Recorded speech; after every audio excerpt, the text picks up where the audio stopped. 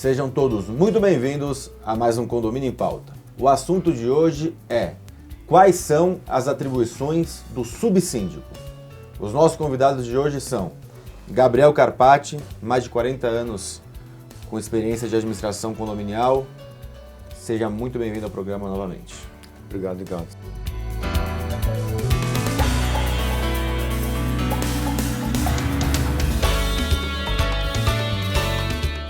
O síndico profissional, Rogério Tacitani, mais uma vez no programa. Seja muito bem-vindo. Muito obrigado.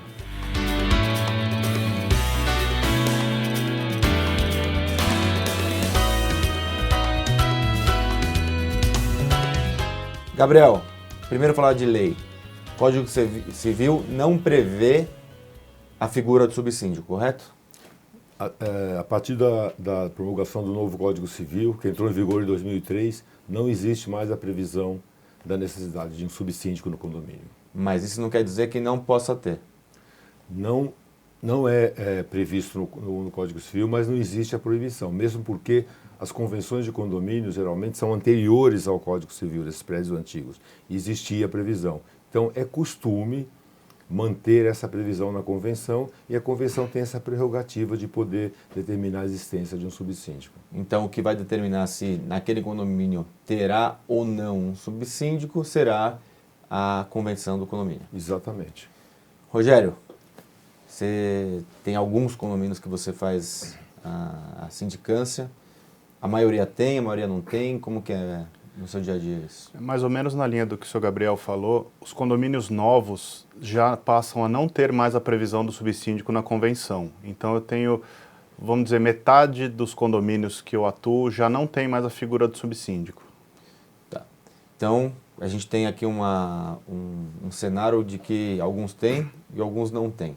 Existindo essa figura do subsíndico, o que se compete a ele já a gente já tem uma dedução, então já tem uma determinação para todos os condomínios, ou seria tratado caso a caso pela convenção também de cada condomínio?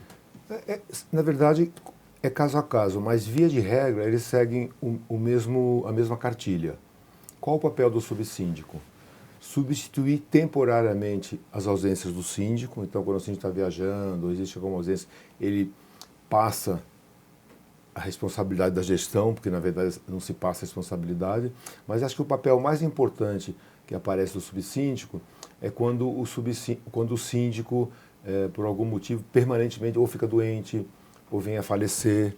Então, a prerrogativa de convocar uma nova assembleia e preencher o cargo de síndico fica sob a responsabilidade do subsíndico. E ele assume temporariamente o papel de síndico para poder fazer essa convocação prevista na convenção. O que você falou aqui é que o principal papel dele seria, no caso da impossibilidade do síndico, ou por doença, ou até chegar a falecer, esse subsíndico assumiria temporariamente o condomínio e convocaria uma nova assembleia, é isso? Isso, e a própria previsão, a própria convenção prevê que ele tem que fazer geralmente isso num prazo de 20 dias ou de 30 dias. Mas só para deixar bem claro, o síndico precisaria comunicar, né? Ele, de alguma forma, comunicar de que ele está ausente por motivo de doença. Não simplesmente como que isso se configura. Porque ele falta 2 semanas, por exemplo, aí o subsíndico, não, ele está doente, eu vou assumir aqui como síndico. Não, vamos pegar um caso diferente de falecimento de doença.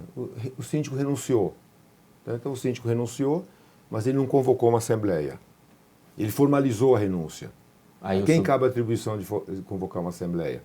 Ao síndico.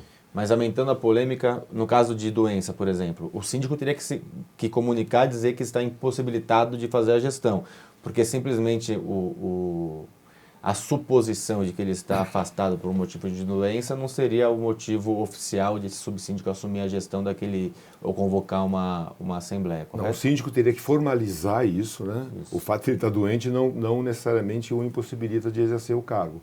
Sim. Ou o que é fatal mesmo é que se houver um falecimento, que se tem um documento do atestado de óbito. Então teria que ser algo formalização por parte do próprio síndico. E aí, se você não tem o subsíndico, ou a convenção vai estabelecer uma outra pessoa que vai fazer essa convocação, geralmente o presidente do conselho, ou Se não tiver previsão alguma, aí você vai cair na lei comum, que 1/4 dos condôminos convocará. Então, acredito que para essa finalidade, discordando aí de alguns síndicos, para essa finalidade, a existência do subsíndico na convenção ou da existência da previsão do presidente do conselho poder convocar uma assembleia, eu entendo que é importante.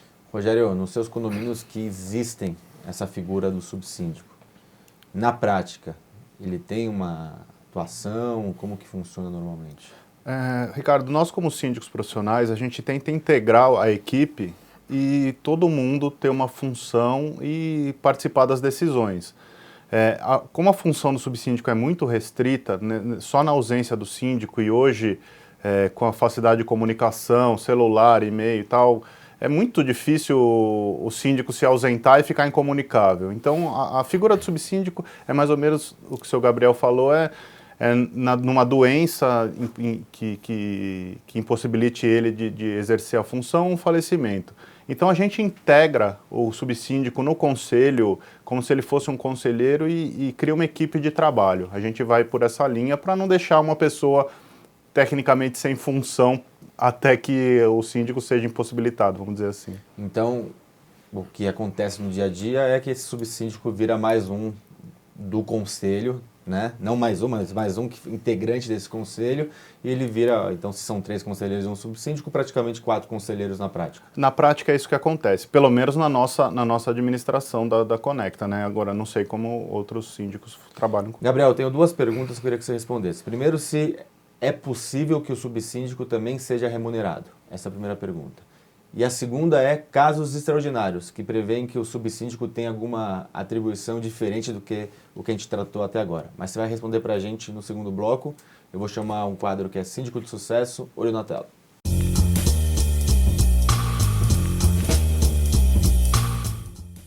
Meu nome é Cláudio Lopes Alvarazzi. Além de síndico, sou auditor e consultor de finanças, resido na Moca, cidade de São Paulo. Comecei como subsíndico, fiz parte do Conselho Fiscal e percebi que, como síndico, poderia ajudar mais meu condomínio na valorização do patrimônio. Trabalhando em empresa multinacional, percebi que poderia aplicar os controles de gestão e processos dentro do condomínio.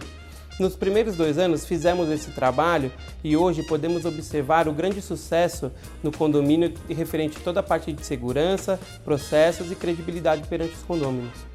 Assim como em qualquer outra profissão, a qualificação oferece segurança para gerenciar os controles internos e processos dentro do condomínio. O curso, além de abrir portas, abre a mente para novos conhecimentos e, o mais importante, manter-se atualizado perante o mercado de trabalho. No momento, atendo apenas um condomínio clube, com pretensão de atendimento em mais 4 condomínios. Para um síndico ser bem-sucedido em um mundo tecnológico, acredito que a relação olho no olho ainda serve para gerenciar conflitos. Dedicação, postura ética, respeito e atitude proativa são essenciais para uma gestão de sucesso.